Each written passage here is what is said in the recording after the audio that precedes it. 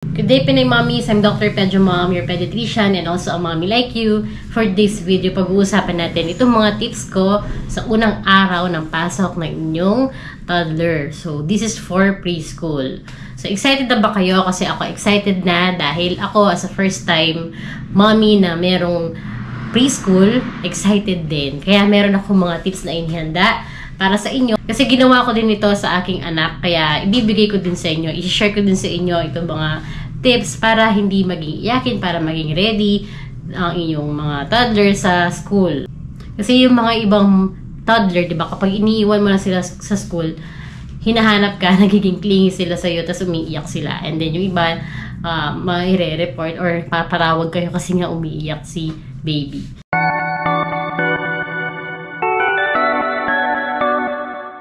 So, let's start. Number 1 is to condition your baby.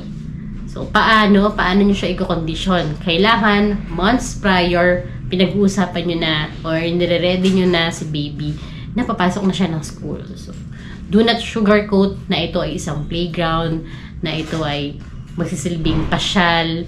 So, kailangan alam niya na ito ay for learning. And learning is fun. So, lagi nyo siyang sasabihan na ganon. At, i-mention nyo din na makakakilala siya ng mga teacher, mga classmates. Tapos, ano pa, yung pagpapanood sa kanya ng parang may scene na nasa school. Minsan may mga cartoons, yung Cocomelon, alam ko may ganon. Si Teacher Appleberry. Number 2, isanay na siyang matulog ng maaga. No? Lalo na kung yung school niya is maaga, around 8 to 9 a.m. o kahit 10 a.m. pa yan, basta dapat si baby ay natutulog ng maaga. Kasi napaka-importante na may 8 hours sleep po siya. Ready po yon para yung kanyang brain ay clear and then ma-absorb niya lahat ng mga learning sa school and then para makapag-ready siya sa kanilang upcoming school activities. Kailangan talagang complete 8 hours. Hindi katulad natin mga matatanda, kahit 6 hours na active pa rin yung brain natin. Pero yung mga bata, kapag kulang talaga sila sa tulog, baka isang reason yun para umiyak siya ng umiyak.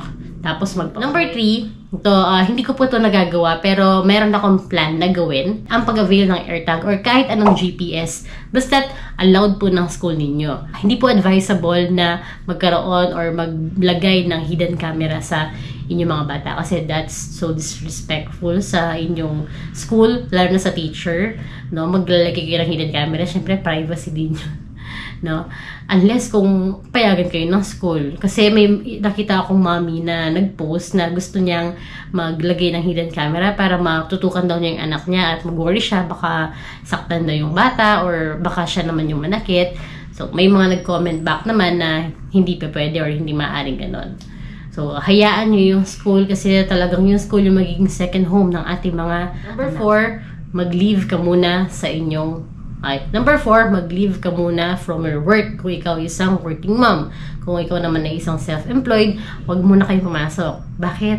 Kasi napaka-importante ng milestones na ito para sa iyong baby. No?